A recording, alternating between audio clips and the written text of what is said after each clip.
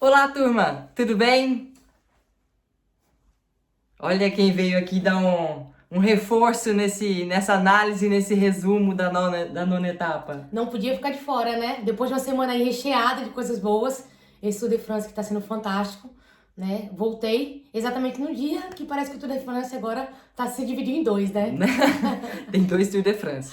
O Pogacar tá fazendo um e aí a gente vê uma disputa lá atrás. Mas a Vivi não acompanhou muito a primeira semana, porque ela tava na Acompanhei mais praia. ou menos ali, Tava né? de férias, né, Vivi? Tava com a família, então tava acompanhando, mas bem assim, superficial. É. Mas não Pessoal, pude deixar de ver a vitória da Felipe, do Van der Poel, a camisa amarela e por aí se vai. foi acompanhando. Pessoal, bom, a gente vai começar o vídeo hoje com algumas piadinhas que a gente viu por aí e quer trazer para vocês. A primeira é o seguinte, vocês viram que o Van der Poel deu adeus, né? Já era meio que previsto esse abandono do Van der Poel, só pensávamos quando isso iria acontecer, né? Até teve um seguidor nosso ontem aqui que comentou, será que ele vai abandonar, né? Porque ele teve um protagonismo gigante e vai abandonar dessa forma? Sim, esses caras, ele já fez o que ele tinha que O fazer. cronograma tá montado em cima desse abandono, exatamente, né? Exatamente. E aí, quando a gente viu que o Van der Poel abandonou, logo a gente pensou o seguinte, será que ele vai largar em Leger? Porque hoje estava tendo a etapa da Copa do Mundo De mountain bike, de né? mountain bike lá em Leger, na França, né? E ontem ele fez um regenerativo na etapa. Então eu falei assim, será que ele vai estar largando lá a prova em Leger? Se acontecesse, não seria algo surreal, né? O cara é ninja. Ah, vindo do Van der Poel, tudo é possível, né, pessoal? Tem um outro detalhe, uma outra coisinha que a gente viu aqui nas redes sociais desses atletas que a gente quer compartilhar com vocês. Fala aí, Vi. O atleta Thomas de Gendt, da Lotto Soudal, ele é um cara bem ativo assim no Twitter, né? Tá sempre comentando alguma coisa. Inclusive, os posts dele são engraçados ou irônicos.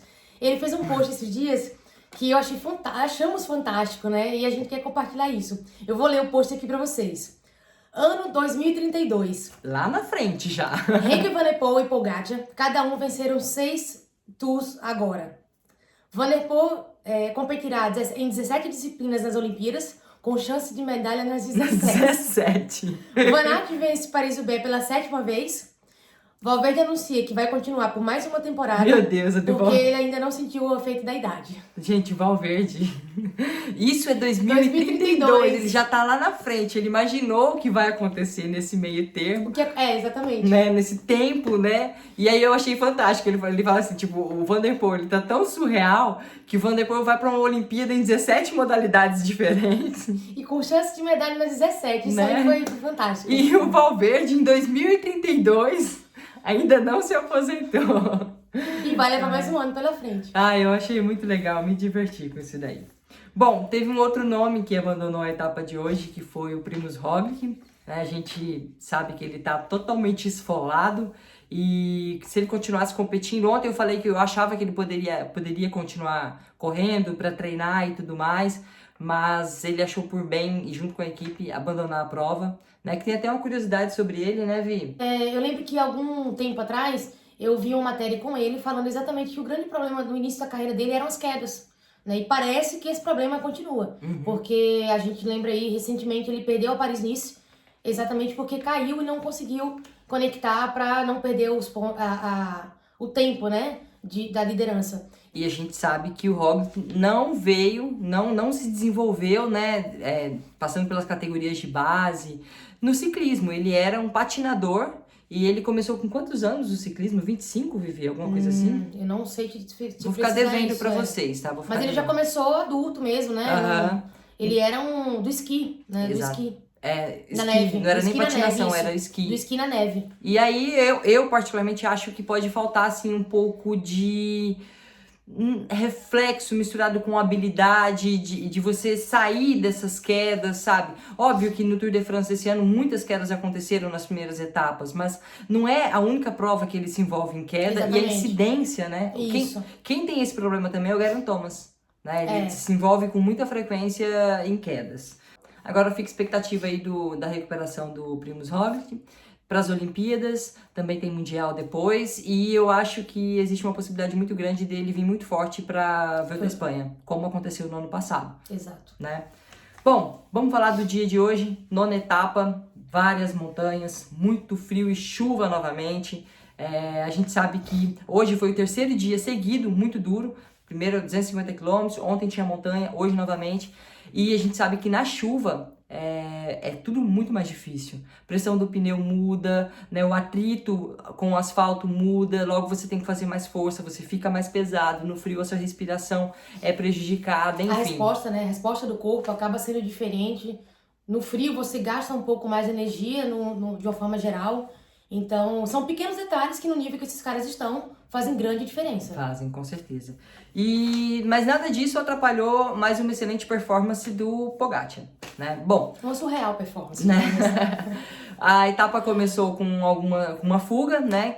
Com alguns escaladores, o Higuita, o vencedor da etapa que foi o O'Connor. Ben O'Connor, né? Ben O'Connor. Ben O'Connor. Detalhe que o meu cachorro chama Connor, igualzinho, com 2 N. Com o Nairo, eles abriram uma boa vantagem. O Connor, Ben Connor, da G2R, ele chegou a pegar a camisa amarela virtualmente. Óbvio que a gente, durante a etapa, era fato que quando acelerasse lá atrás, tudo ia voltar ao seu padrão normal, né? Mas ele chegou a pegar, ele abriu 8 minutos e alguma coisa do pelotão do líder, que é o Pogacar. E um detalhe, o Nairo Quintana estava nessa fuga e agora ele é o novo líder da camisa de bolinhas, ele é o novo líder de montanha. Na minha opinião, ele saiu nessa fuga necessariamente para pegar essa camisa, porque ele foi para os sprints. Isso. Né? Então, ele foi para os sprints, não foi que ele saiu e foi pegando a pontuação. E sprints duros, porque o antigo líder da camisa de bolinha estava nessa fuga também. E eles disputaram a primeira montanha sprintando. Depois o antigo líder da camisa sobrou, que era um atleta da Bahrein, não me recordo o nome dele. O Nairo seguiu, ele pegou sozinho a segunda meta montanha, e aí depois o Ben Connor pegou ele e foi seguindo e ganhou a etapa escapado, assumindo agora a segunda colocação na geral. 2 minutos atrás do Pogacar, né? E com o Rigoberto Urán em terceiro lugar. E lá atrás estavam os líderes, né, disputando a GC, que na minha opinião o Ben O'Connor não é um candidato para geral. Eu acho que ele venceu hoje com todos os méritos, num dia extremamente duro, assumiu a segunda colocação na classificação geral, mas eu acho que ainda nessas 2 semanas ele não consegue sustentar essa posição que ele assumiu hoje. Eu também acho. Tá? É só um achismo. É só um achismo, mas aqui a gente vive de achismo também. Ai, galera, teve uma queda tão besta que aconteceu nessa etapa hoje. Vou colocar alguns prints aqui para vocês verem. Numa das descidas de montanha, um atleta da UAE, da equipe do Pogacar, foi olhar para trás, né? E ele saiu totalmente da pista. Acho que era meio que uma curva, né? Era, descida em curva. Ele saiu e ele tava na frente e tomou uma queda besta. Sorte que ele caiu na grama, provavelmente sem muitas consequências. Né? Mas lá estava o Pogacar, o Rigoberto Urán, estava o Carapaz, Thomas levando o Carapaz, enfim, tinha o Vico Keldman da Bora, né? Henrique Mas, da Movistar, né? Isso, que chegou a atacar, né? É isso. No final ali da montanha ele chegou a atacar, né? Mas sem sucesso.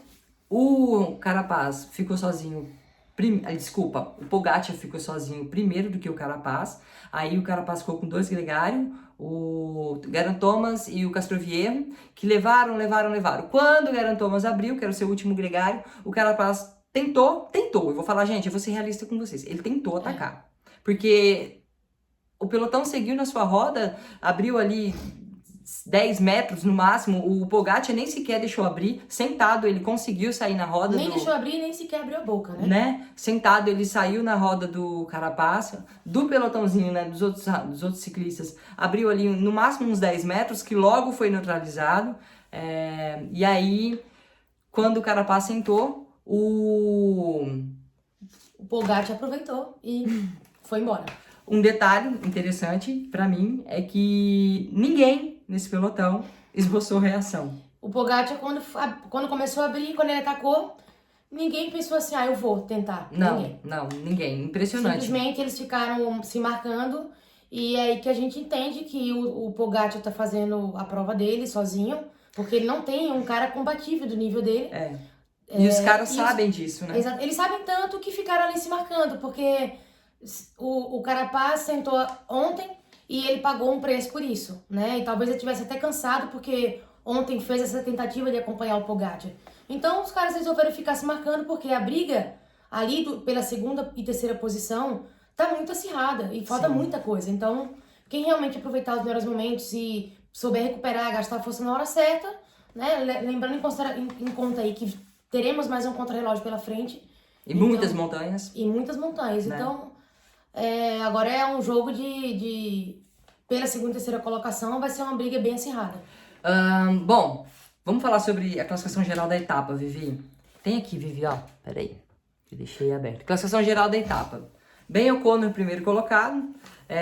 Mattia Cattaneo, da Quick-Step em segundo e Cobrelli em terceiro. Cobrelli pegando alguns pontos aí pela briga, de repente, pela camisa verde, né? Que eu acho que é um dos objetivos dele nesse Tour de France. Então o Cavendish tem que ficar esperto. Né? Que foi uma briga hoje pra fazer esse Cavendish chegar, hein? Nossa. A galera, a equipe teve que trabalhar pra colocar esse Cavendish pra concluir a etapa. Foi duro. Agora vamos para a geral.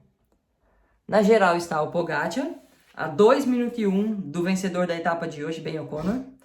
E atrás, a 3 minutos e 17 do segundo colocado e a 5 minutos e 18 do primeiro colocado está o Rigoberto Urán, Jonas Vingegaard. Tem uma briga bem próxima ali, ó, do terceiro até o décimo, mais ou menos. Tem uma briga boa.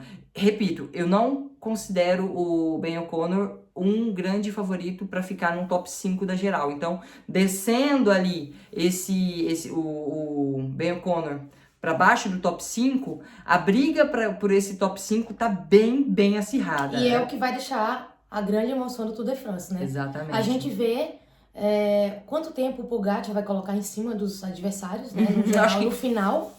E quem realmente vai ficar aí no segundo e terceiro lugar.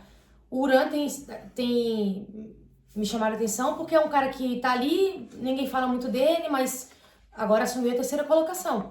Ontem eu falei que eu acho firmemente que o Rigoberto Urán tem tudo para ficar na segunda colocação. Mas tá muito acirrado. E tá muito longe ainda, a gente tem que ver como é que vai ser. Tem a questão de tudo, né? Recuperação. Mas é um cara que tem um ótimo contrarrelógio. E ainda mais se a gente pega a lista aqui do GC e os caras que estão brigando por essa segunda colocação. O Urán, eu acredito que tem o Jonas Vingegaard. O Jonas Vingegaard tem um excelente contrarrelógio. Tem um bom contrarrelógio. É o cara que vai brigar aí com o Urán no crono. Talvez para eles brigarem por posições ali. O Urán vai ter que largar ele na montanha para tomar um tempo no contrarrelógio. Exatamente. E eles chegaram juntos hoje, né? A gente não sabe quem tem mais. O Jonas é mais novo, apareceu fortemente esse ano, se posicionando ali cada vez mais como um possível grande GC. E tá tendo a grande oportunidade da carreira dele tão cedo. Exato. Né? Porque apostava-se no Roglic, o segundo cara ali seria o Van Aert, e os dois acabaram não respondendo muito. É a oportunidade dele e ele vai aproveitar. O Van Aert, que sobrou cedo na etapa de hoje, faltando 60 km, o Van Aert já estava com o capô estourado. Agora eu acho que o Van Aert e o Alaphilippe com esse abandono do Van der Poel, são grandes favoritos a essas etapas com característica para all-rounder, né? Que é ali aquela subidinha.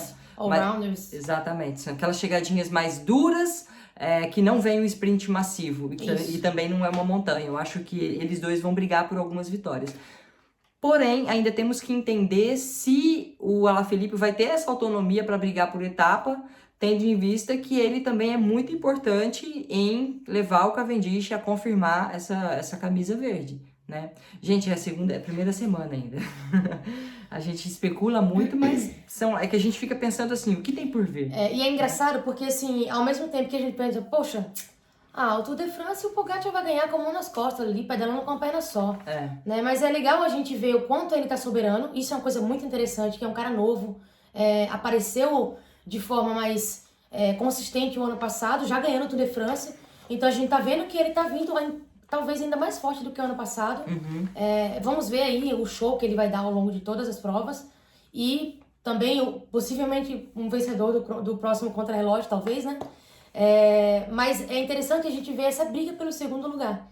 E pelas camisas. Exato, pelas camisas. Agora, o Nairo, que a gente já viu o Nairo brigando por geral em diversos Tour de France, hoje o cara tá brigando por uma camisa de montanha. Olha como o tempo passa para todo mundo. Exatamente. Né? Talvez daqui a alguns anos seja o Pogacar brigando por uma camisa de montanha.